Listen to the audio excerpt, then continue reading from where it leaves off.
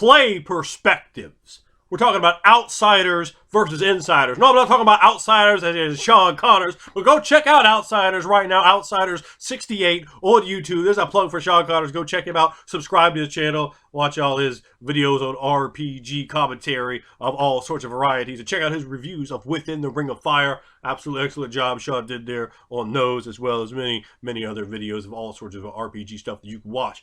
Come join us on Facebook and join Raw Immersive Games on Facebook group. The group is hot, it's popping. We get tons of conversation there about general RPG topics, about Within the Ring of Fire, about the Raw Immersive Air System Engine. Come join the conversation. If you haven't got the Within the Ring of Fire books, do yourself a favor. Do yourself an RPG service. Pick those books up today. Pick up Saga book. Pick up 77 Thrones, the Theological Codex. My buddy Matt Pritchard just did a review of that book. Watch his review of that book. There's also another live Within the Ring of Fire game. I'm not part of this one. It's been started up. Some people are playing. I'm going to try to put a link to that to you guys. Go check that out. Wonderful play. I've just been watching that tonight. Great job from all those players. And Lou doing a great job of flame tending that one. So you want to go, you want to watch all this stuff. You want to check that out and get your mind immersed. But today we're going to talk about outsiders versus insiders. And here's a way we're talking about if you have a lot of player knowledge about a particular campaign setting, a particular saga setting, a particular world of play, you can use it. In a way, you design a character who is incorporated into the inside of this world. The character can be done in a lot of ways. So say you take, in Within the Ring of Fire, for example, build your grades in academics. You understand? Take your fortes in history. Build your grades in occult. Build your grades in theology, and you can draw upon that knowledge of the elder creators about the angels, about the daemons, about necromancy, about the great city of Baal, and you can know these things in character. You know them out of character, you can know them through reflection of skill in character. You can do the same thing with Vampire the Masquerade, with Dungeons and Dragons, their various settings. Dungeons and Dragons itself has no setting really properly associated. Sometimes they try to loosely slap something on, but it's really a tool box for creating your own settings. Now, if we're looking at Dungeons and Dragons, for example, let's say you're very familiar with some Dungeons and Dragons settings. And I'll use myself as an example here. Now, if I want to play a game in Forgotten Realms, a game in Vampire the Masquerade, or Mage Ascension, or, of course, Within the Ring of Fire, I may well want to play an insider, because an insider knows these things. He knows about trade routes, about travel, about the exports and imports. He knows about where to hit the black markets. He knows about the gods, the angels, the elder creators. He knows about the stories, the mythology, the legends, the lore, the special festival days. He knows about commerce in the city. He knows about other species. He knows all this stuff. So you invest in the character ways to bring this knowledge that you have out into the game. And of course you want to clear that with your flame tender, with your game master, with your dungeon master, with your storyteller, with your keeper, before you go ahead and do that. And that's not going to be applicable in every scenario, but a lot of times it is. At a game like Star Wars, you may be able to get away with having an astrogation really high, or your lore of your alias and so forth. And then you just go, oh, well, I know these things. And you're bringing it in, you're adding, and you're sort of educating, much like a game master would the other players in a game. You can function as the guide, as a savant, as the sage, what have you, and bring across all these bits of legend lore and slowly interject them into the game. Don't just hit them like a tsunami. Be more like a gentle rain that comes and goes, adding to their mind enlightenment and bringing across more of what your character can bring to the bear. So that's something that you, if you really know a setting, if you really know the Hyborian Age real well, and you've read all the Conan, these sort of things, you can bring that across and talk about Aquilonia or Zamora or Afghanistan. You can bring that into the game as that sage, as that scholar, as that historian, as that nobleman, what have you, and really interject more in the game. Now, conversely, you do not want to do this in a game system that you're not familiar with. I don't know. What don't I know very well? In terms of game systems, there are I'm not usually knowledgeable in Dark Sun, for example. So if I'm playing Dark Sun, I play more of the outsider, a character that for whatever reason doesn't have that much knowledge. Maybe the character's been a bit more sheltered. He hasn't learned as much about religion. I'm going to do a little homework, and I suggest you do a little homework as a player. But at the same time, that doesn't mean you're going to read cover to cover and memorize enormous amounts of content from 8 or 9 source books. You're just not going to do that. You wade in a little bit, and you can learn and become educated through the course of the game.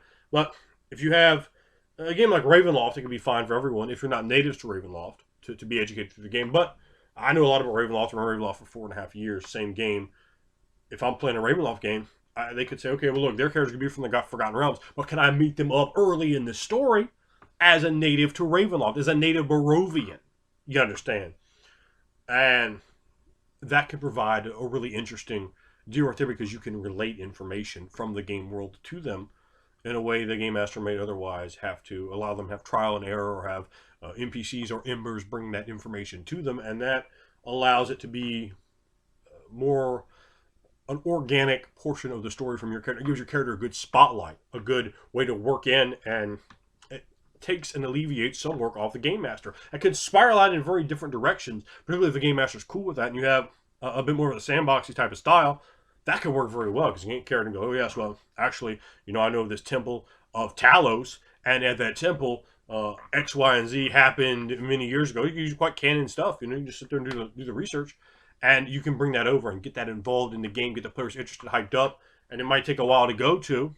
And that could be a story arc right there that you create and generate, and the game master go, oh, okay, we'll go to this Temple of Talos. He's got like 2 weeks of prep time, right? Because there's probably another game session in between even getting there, and he can really add in a lot of details. He can go do the reading, he can learn the stuff.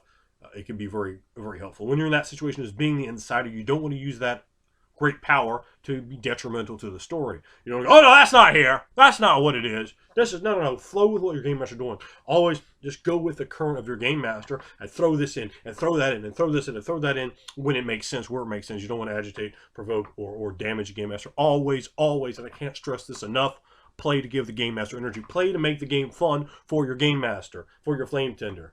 That is your responsibility as a player. You want to make the other players have a good time too, but above all, you want your game master to have a good time. That's what keeps the game coming back. That's what gets those extra bonus sessions. That's what gets those maybe a little more spotlight time for you. That's what gets the game running for longer. Maybe you had a game that otherwise made it run 5 sessions. Now it runs 55 sessions.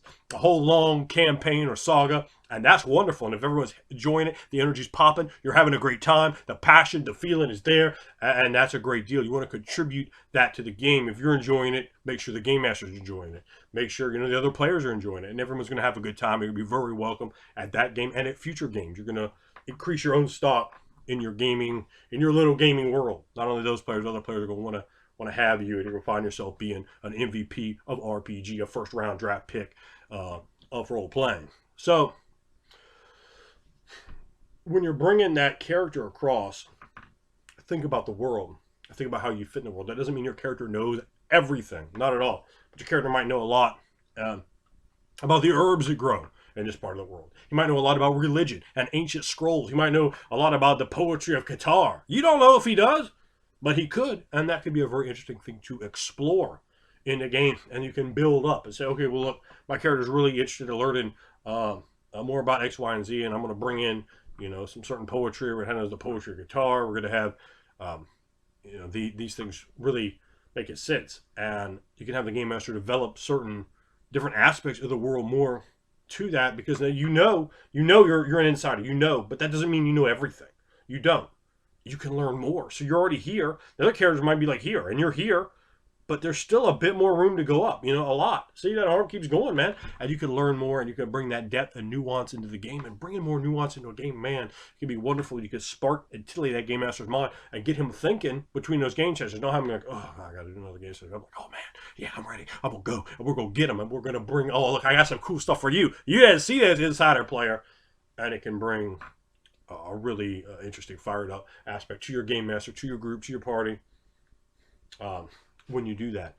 So, you could take that in a lot of different ways. Conversely, if you don't know a lot about the game, you don't need to have, maybe you could be the priest that just isn't that good at theology. You're like, oh, I forgot what was that other guy's name, but dude, a character like, oh yeah, I don't know, maybe our priest's wisdom score isn't that high. Not every priest has a high wisdom. Maybe you're the priest who didn't study theology as well as you should have. You're kind of like Napoli. You know about your God, right? You read the entry 3 times. You learned some information. You're good on your God, but oh God, what's the God of what's the God of the North's name again? What's the God of goblins? That's Maglubian. That's what that name is. But you take that in your mind and go, yeah, I don't know. I'm not sure what that is, guys. It's what was that name? Yeah, it was. I'm sorry, I got the cold now. Oh yeah, look at the dandelion over there. Wait, no, I'm talking about a name. I'm talking about a dandelion. You don't know what the name is, and you could bring that in again, reflected by your stats. Just have a bad theology. Just have a low enlightenment score. Comparatively, there's nothing wrong with that. And you can say, look to the game master, look, man, I'm gonna start it low, but I want to work it high. And we're gonna do it that way, and say, look, man, maybe, if you're in a game where you really want to have that high stat, why don't you could even tell the game master, look, let me defer some points. I know I'm supposed to get maybe an extra point at 4th level, but here, I got like 3 extra points here. Just dip them off let me come back to them for a little bit later. The game master might say, hey, look, I'll throw in the bank and you get 4 extra points instead of 3 extra points. But at higher levels, as it slowly progresses through the course of the story, to have that higher degree of enlightenment, to have that higher degree of wisdom, and bring that across. Bring across that greater depth of theology as you start studying, as you start learning, as you start becoming more invested in the world, both in and out of character. You start learning and start coming to be that insider, and you can come back the next campaign, the next saga, and be the insider. And the other people who haven't played there, wouldn't really know that. Like, I don't know very much about Palladium Fantasy. If I played a Palladium Fantasy game, and let's hope I don't have to, but if I had to, I would have to play, a character that didn't have all that. Maybe, I have my little corner of the world. I'm a blacksmith.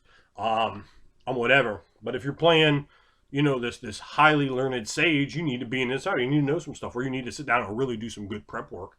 Otherwise, your character's going to fall flat. You're not be like, oh, and what about that game master? And what about this game master? And what about this game master? You need to know that stuff coming in. That's how you're gonna be popping. The other person will be like, oh, wait, this guy's got to listen to you. Like, just out of character. It's no one wants to sit there and watch you be educated and have the game master tell you what to say. Essentially, play a character. If you don't know, play a character that doesn't know. And if you do know, you should play a character that does know some stuff to a degree, because it can help the game master, it can help the other players. You can take it and alleviate that burden off. And like I said, I'm playing Forgotten Realms. I'm playing Within the Ring of Fire. I'm playing Vampire the Masquerade. I'm more likely to buy into a character like that. Vampire can be tricky depending on how the angle comes across. But Within the Ring of Fire, or say Forgotten Realms, even Hyperborea in a Conan setting, games like that, I can well easily invest to knowing certain things to help steer. And it doesn't mean you know everything. You just know a few certain things that you can bring across and aid the game master with, and make the game a little bit easier on them, a little